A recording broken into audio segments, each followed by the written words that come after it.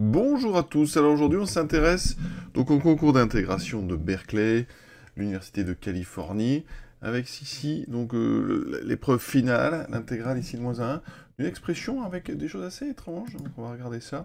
Hein, on a des racines de x et on a pourtant une partie négative, donc on va, pour expliquer ça, donc on a du cosinus hyperbolique, du cosinus classique, hein. On va passer par les développements en série entière, et comme ça vous expliquera un petit peu le lien entre cosinus hyperbolique et cosinus. Alors tout d'abord, on va rappeler quand même des petites choses simples.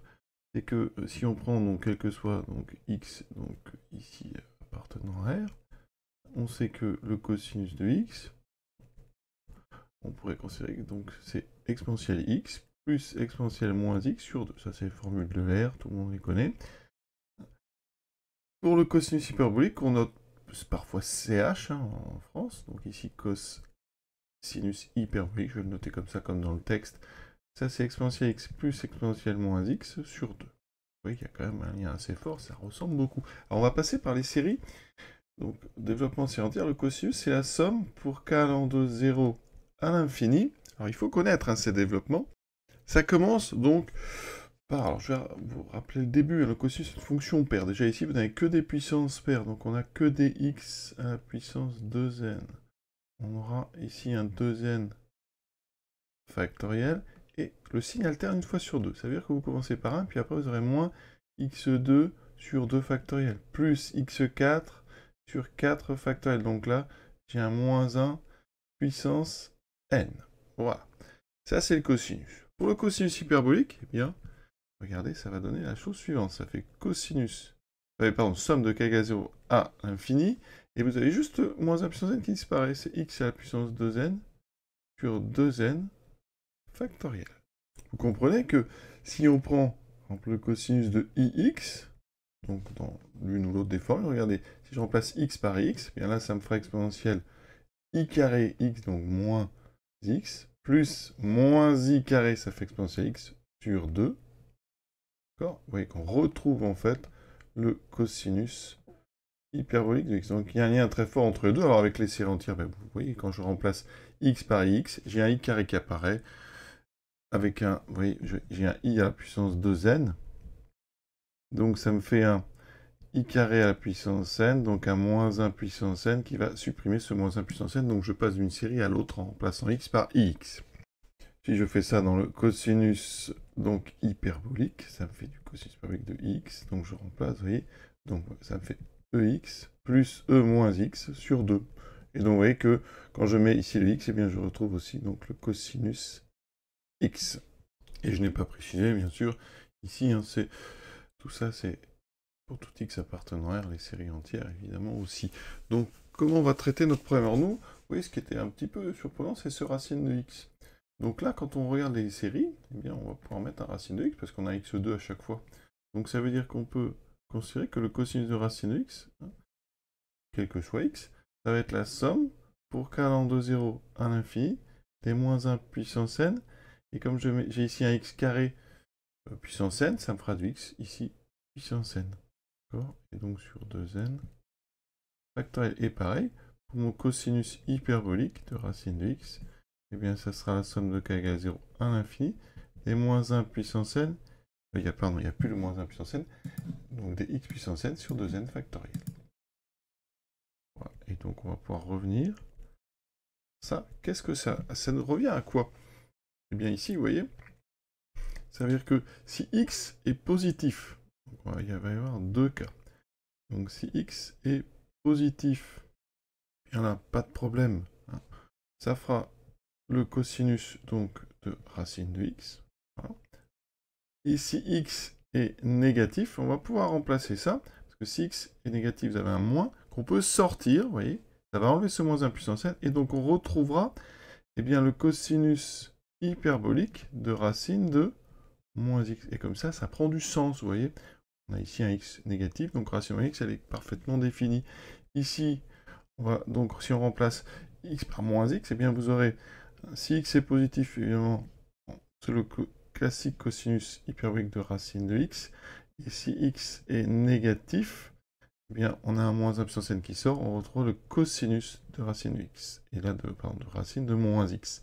Donc on va pouvoir comme ça travailler avec des racines de moins x et des racines de x qui donnent un petit peu plus de sens. Maintenant, regardons un peu notre expression.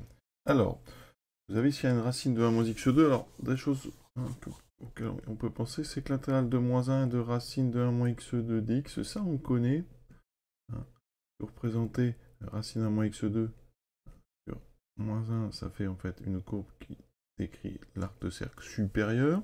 Donc si vous cherchez l'intégrale, vous avez l'air d'un demi-cercle de rayon 1, d'un demi-disque pardon de rayon 1. Donc un disque, donc c'est pi r carré, donc pi pour le disque complet, donc ça fera du pi sur 2. Donc ça, on sait que c'est pi sur 2. Donc maintenant, il faut regarder le reste. Vous avez du 1 sur... Alors, qu'est-ce qu'on a? On a une expression, donc une expression que j'appelais grand X, à une puissance ici, qui a un petit lien quand même, on essaiera de voir le lien entre les deux. On a ceci plus 1. Et ça, dans ce genre de concours intégral, il y a une propriété qu'on utilise, pas régulièrement, mais que j'ai déjà vu plusieurs fois, c'est celle-ci. Si vous mettez ici moins p plus 1, eh bien regardez, si on met au même dénominateur, donc après en bas vous aurez xp plus 1, x moins p plus 1, en haut, donc ça fait x moins p plus 1, plus x puissance p plus 1.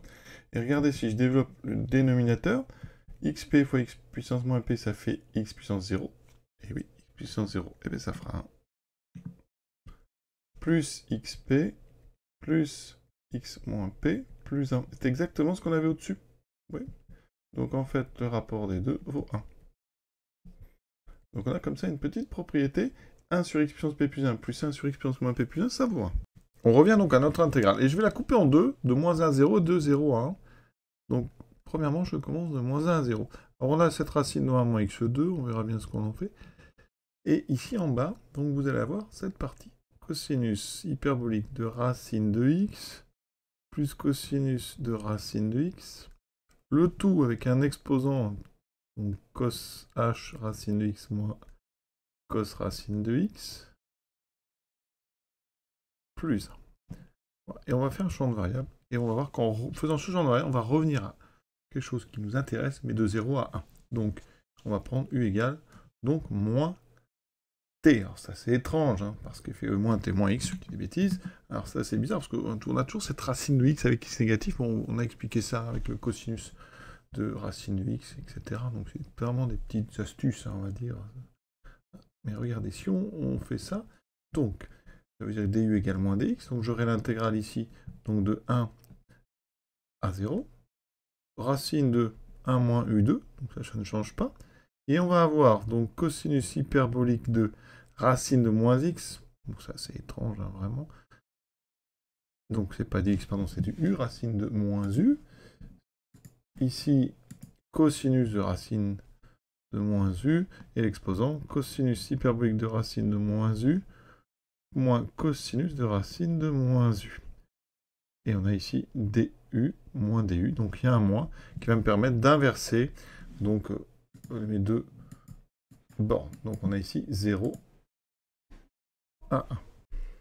Ça va nous donner, donc ici intégrale, 0 à 1, racine de moins u2. Alors ici, racine de moins u, u est positif, donc moins u est négatif. Donc regardez, cosinus hyperbolique, quand x est négatif, ça revient à du cosinus de racine de moins x. Donc ici, dessous, ça fera un cosinus de racine de u. Plus un cosinus de racine de moins u est négatif, donc je prends ici pour le cosinus de racine de x, la partie négative, ça me fera un cosinus hyperbolique de racine de moins. Donc ici, ça me fera un cosinus hyperbolique de racine de u. Parenthèse, l'exposant, donc cosinus hyperbolique de racine de moins u, je viens de le dire, ça fait un cosinus de racine de u, moins un cosinus hyperbolique de racine de u du. Regardez ce qui s'est passé, j'ai la même chose dans les parenthèses, mais la puissance ici est opposée. Et c'est là que la propriété, ici, que je vous ai montré, cette somme qui va être intéressante, parce que là, on a, bon, il n'y a pas de numérateur, on met un 1, mais vous avez x puissance p plus 1, et là, vous avez fait apparaître x puissance moins p plus 1, donc on va utiliser cette propriété. Donc je reviens sur l'intégrale de moins 1. Je note grand x, cosinus hyperbolique de racine de x plus cosinus de racine de x, c'est pour que vous voyez mieux. mon intégrale de départ, donc l'intégrale de moins 1 à 1. J'ai donc coupé en deux. J'ai donc l'intégrale ici que je viens de calculer de 0,1 de racine d'un moins u carré sur grand X à la puissance. Alors, on va l'appeler, je vais appeler ça P. Ça sera le cosinus hyperbolique de racine de X moins le cosinus de racine de X. Donc, j'ai ici X à puissance P plus 1 du plus intégrale donc de 0,1 de racine d'un moins u. Et ici, ce que j'avais au départ, vous voyez, c'est l'opposé. Donc, j'aurai x puissance moins p plus 1 du. Voilà. Et si je réunis ces deux intégrales sous une seule, eh bien, avec la propriété, la somme ici vaut 1. Vous voyez, les deux choses-là, si je réunis, j'ai un numérateur qui est racine de moins u, mais après, j'ai exactement 1 sur x puissance p plus 1 sur x puissance moins p plus 1. Donc là, j'ai intégrale de racine de 1 moins u 2 du. Puisque la somme des deux autres fait 1. Vous voyez l'astuce. Alors, moi, tout à l'heure, je vous avais fait l'intégrale donc de moins 1, mais ici, c'est pas de moins 1 finalement.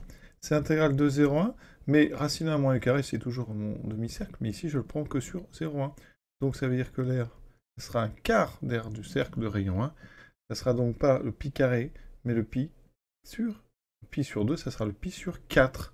D'accord? Un quart de l'air d'un disque de rayon 1, donc pi sur 4. Vous voyez, c'est un exercice, on va dire que c'est assez sympa de parler de cosinus hyperbolique de cosinus. Après, le côté racine de x avec x négatif me gêne un petit peu, même si on considère qu'on peut utiliser les séries avec des x carrés, tout ça, on peut peut-être considérer que c'est bien. Mais j'avoue que ça me gêne un petit peu après la belle astuce de la propriété que j'ai encadrée en jaune. Je vous dis, je l'avais déjà vu sur le concours MIT, le MIT plutôt, on va dire comme ça. Sur le concours du MIT, eh bien, il y avait déjà eu ça. Donc, c'est une astuce qu'on peut retenir, qui est sympa. Après, ça permet de rappeler les propriétés, enfin, les définitions du cos hyperbolique, du cosinus. Donc, ça, c'est toujours sympa de voir le lien entre ces deux fonctions magnifiques et ces deux séries entières. Voilà. Je vous souhaite une bonne fin de journée et à bientôt.